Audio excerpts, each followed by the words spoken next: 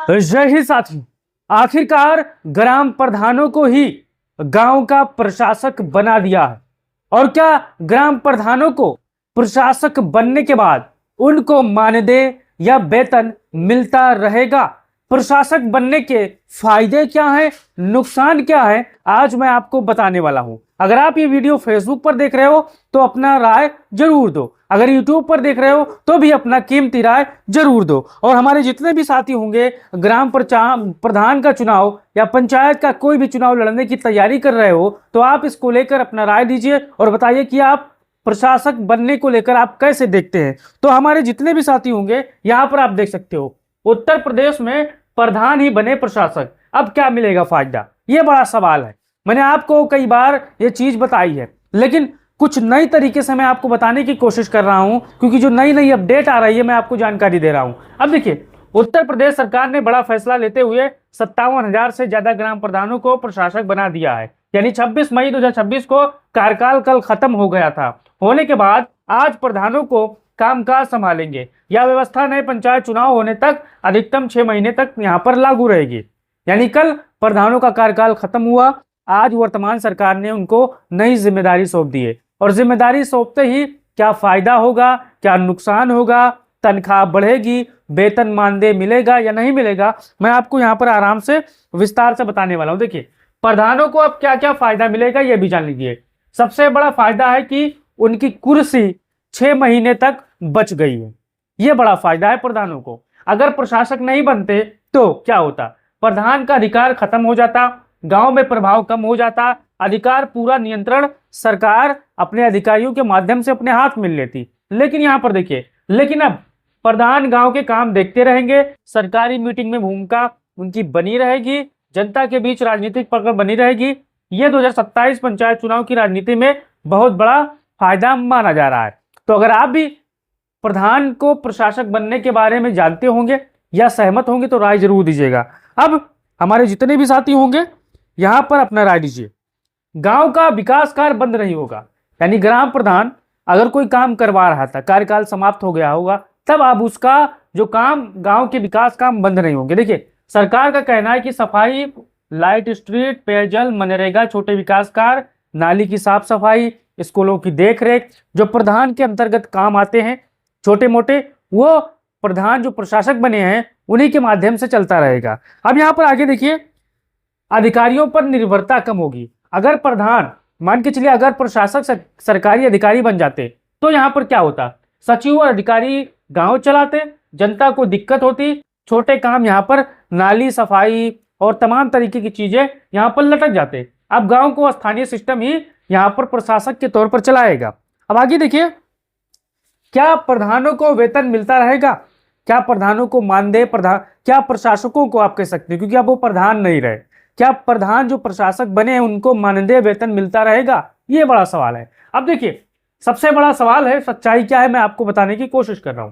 प्रधानों को सामान्य सरकारी कर्मचारी जैसा वेतन नहीं मिलता। जैसे एक सरकारी कर्मचारी को 30,000, 35,000, 40,000 मिलता है, उनको नहीं मिलता। प्रधानों को एक मानदेय मिलता है, उन्हें मानदेय, बैठक भत्ता, प्रशासनिक खर्च, कुछ सरकारी सुविधाएं यहाँ पर मिलती है। लेकिन अब सरकार उनको उनका भत्ता बढ़ाने के लिए कुछ सोच रही है। हो सकता है इनका भत्ता बढ़ाकर 6,000 रुपए कर दिया जाए या 7,000 रुपए कर दिए जाए, क्योंकि जब वो प्रशासक बने हैं, अभी ये कोई आधिकारिक घोषणा नहीं है, लेकिन लगातार सुर्खियां जारी है।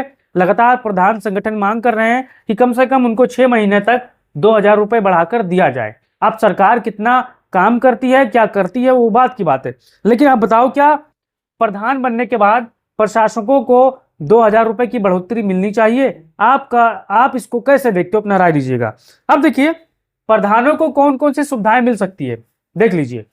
जो हमारे प्रधान भाई प्रशासक बने हैं उनको कौन सी सुविधाएं मिल सकती है। देखिए, पंचायत कार्यालय का वो उपयोग करेंगे, सरकारी बैठकों में वो भागीदारी लेंगे, फिर से वही तरह गांव प्रशासन का अधिकार उनके पास होगा, सरकारी पंचायत रिकॉर्ड उन तक रहेगा, योजनाओं को निगरानी वो करेंगे, कुछ प्रशासनिक खर्च वो छोटे मोटे देखेंगे। लेकिन क्या चीज प्रधान प्रशासक बनने के बाद नहीं कर सकते? देखिए, नई बड़ी योजना शुरू करने से का पूरा अधिकार नहीं होगा। यानी कोई बड़ा काम जो सड़क बनानी है, जिसका बजट लाखों में है, वो काम वो नहीं कर सकते। कर सकते हैं, लेकिन कैसे कर सकते हैं यहाँ पर मैं बताऊंगा। बड़े टेंडर नहीं कर पाएंगे, बड़े वित्तीय फैसले नहीं ले पाएंगे। लेकिन अब कैसे ले पाएंगे ये भी आप जान लीजिए साथियों। देखिए, प्रशासक बने प्रधान क्या नहीं कर पाएंगे ये भी जान लीजिए। सरकार ने उन पर कुछ पाबंदियां लगाई हैं, जैसे बड़े फैसले लेने पर प्रधान बड़े खरीद, बड़े निर्माण, बड़ी बजट खर्च, नई रणनीति जैसे फैसले वो खुद नहीं ले पाएंगे। मैंने आपको समझाने के तौर पर ये सब लिखा है ताकि आप बड़े आराम से समझ जाओ।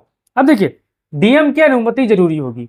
अगर कोई प्रधान बड़ा फैसला लेना चाहता है, जो प्रशासक बना है साथियों, प्रशासक जो बना है प्रधान, वो कुछ बड़ा फैसला लेना चाहता है तो वो क्या कर सकता है। यहाँ पर देखिए, प्रस्ताव यहाँ पर जाएगा, जिला पंचायत राज अधिकारी देखेंगे, फिर डीएम मंजूरी देंगे, तभी काम वो होगा। मान के चलिए आपके गांव की सड़क टूटी हुई है और उसमें खर्च 10 से 15 लाख रुपए की है, तो यहाँ पर वो पहले प्रस्ताव जाएगा, फिर जिला पंचायत अधिकारी उसे देखेंगे और डीएम उस पर फैसला मंजूरी देंगे, तब जाकर वो पैसे निकलेंगे, स्वीकृति होगी। इस चीज को आपको ध्यान देना है।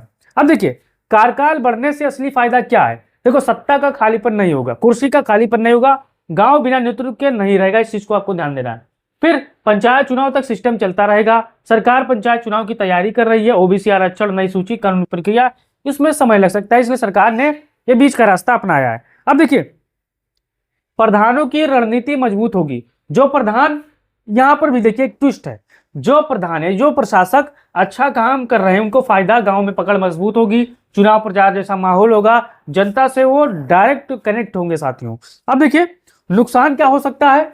विपक्ष आरोप लगाएगा कि कई लोग कह रहे हैं सरकार चुनाव टाल रही है, प्रधानों को राजनीतिक फायदा यहां पर दे रही है। अब देखिए, किसी चीज का फायदा है तो किसी चीज का नुकसान है। अगर आप फायदा नहीं बता सकते तो बताइए कि प्रधानों को जो प्रशासक बनाया गया है उसके क्या नुकसान है, आप बता सकते हो साथियों कमेंट बॉक्स में। अब देखिए, सीमित अधिकार होने से टकराव। प्रधान चाहेंगे यानी प्रशासक चाहेंगे काम करें, लेकिन अधिकारी कहीं कहीं यहाँ पर अपनी मनमर्जी चलाएंगे। अब देखिए, प्रधानों को प्रशासक बनने के बाद क्या बस्ता जमा होगा, यह बहुत अहम जानकारी है जो बहुत लोगों को नहीं पता होगी। यहाँ पर देखिए, उत्तर प्रदेश में ग्राम प्रधानों का कार्यकाल खत्म होने के बाद सबसे बड़ा सवाल यही है कि अब प्रधानों का बस्ता यानी रिकॉर्ड फाइल, मोहर, रजिस्टर और पंचायत चार्ज जमा होगा या नहीं होगा। यहाँ पर देखिए, इस बार स्थिति पहले से अलग है क्योंकि सरकार ने पुराने प्रधानों को ही प्रशासक बना दिया है। अब यहाँ पर देखिए, सबसे पहले समझो बस्ता जमा क्या होता है। अब देखिए, पंचायत का चार्ज उसमें हो, यहाँ पर देखिए गांव का में लोग बस्ता जमा बोलते हैं, मतलब पंचायत का चार्ज छोड़ना, सरकारी रिकॉर्ड जमा करना, रजिस्टर देना, फाइलें सौंपना, पंचायत की मोहर देना, बैंक विकास कार्य को हिसाब देना। जब प्रधान का कार्यकाल खत्म होता है तो सामान्य तौर पर ये प्रशासन को सौंप दिया जाता है, उनको चार्ज दे दिया जाता है। अब आगे देखिए, तो क्या प्रधानों को पूरा बस्ता जमा करना पड़ेगा? पूरी तरीके से नहीं साथियों, क्योंकि वही प्रधान जी अब प्रशासक जी बन गए हैं। तो यहाँ पर देखिए, प्रधान ही प्रशासक बने हैं, गांव का काम वही संभालेंगे, पंचायत सिस्टम चालू रहेगा, इसलिए पंचायत रिकॉर्ड उनके पास काम के लिए रह सकता है, फाइलों का उपयोग वो कर सकते हैं, पंचायत कार्यालय वो भी चला पाएंगे। अब यहाँ पर देखिए, कौन कौन सी चीजें प्रधान के पास रह सकती है। देखिए, पंचायत रजिस्टर जो प्रधानों के पास रहेगी, प्रशासकों के पास रहेगी, उसमें जन्म मृत्यु रजिस्टर, विकास कार्य register, MNREGA record, Awas Yojana record, ये एक चीज हो गई। अब दूसरी चीज, पंचायतों की फाइलें, सड़क, नाली, खड़ंजा, शौचालय, सरकारी योजना से जुड़ी फाइलें उनके पास रह सकती है। अब पंचायत भवन का निरंतर प्रधान प्रशासक होने के कारण पंचायत भवन का उपयोग वो कर सकते हैं, बैठकों में भागीदारी हो सकती है, गांव प्रशासन वो देख सकते हैं। अब देखिए, कौन सी चीजों पर रोक लग सकती है। देखिए, प्रशासक बनने के बाद कौन सी चीजों पर रोक लग सकती है। यहाँ पर देखिए, बैंक खाते पर पूरा कंट्रोल नहीं होगा, यह सबसे बड़ा बदलाव है। पहले प्रधान कई खातों में भूमिका निभाते थे, अब बड़े भुगतान पर रोक लग सकती है। प्रशासनिक मंजूरी जरूरी हो सकती है, बीडीओ सचिव की निगरानी यहाँ पर बढ़ेगी, इस चीज को आपको ध्यान देना है भाइयों। अब देखिए, नई बड़ी योजना शुरू नहीं कर पाएंगे प्रशासक बने प्रधान, बड़े टेंडर, बड़ी खरीद, बड़े निर्माण अपने स्तर पर नहीं कर पाएंगे। सरकारी जांच बढ़ सकती है क्योंकि अब प्रशासन सीधे निगरानी करेगा। क्या मुहर सील जमा होगा? अभी तक हर जिले में अलग अलग निर्देश आ सकते हैं, लेकिन सामान्य संभावना कामकाज वाली मुहर उपयोग में रह सकती है। वित्तीय अधिकार वाली प्रक्रिया नियंत्रण में आ गई है साथियों। अब यहाँ पर आसान भाषा में मैंने आपको एक चार्ट लगाई है समझाने के लिए। देखिए, सवाल है, जवाब है, क्या बस्ता जमा होगा? जवाब है पूरी तरीके से नहीं जमा होगा। सवाल है, क्या प्रधान हट गए? जवाब है नहीं हटे। सवाल है, क्या प्रधान प्रशासक बने हैं? हाँ, बने हैं। सवाल है, क्या रिकॉर्ड उनके पास रहेगा? कई मामलों में जवाब है हाँ। सवाल है क्या बैंक का पूरा अधिकार रहेगा? जवाब है नहीं। क्या बड़े फैसले सवाल है ले पाएंगे? जवाब है सीमित। क्या गांव का काम जारी रहेगा? जवाब है हाँ साथियों। तो मैंने आपको विस्तार से पूरे चीज के बारे में बता दिया है। अगर आपको और अच्छी जानकारी चाहिए तो आपको चैनल को सब्सक्राइब कर लेना है, पेज को फॉलो कर लेना है और बताना है कि क्या प्रशासक बनने से गांव सुधरेगा या फिर उसी तरह होगा जिस तरह प्रधान जी चला रहे थे 5 साल। अपना राय दीजिए और वीडियो को शेयर करिए। जय हिंद।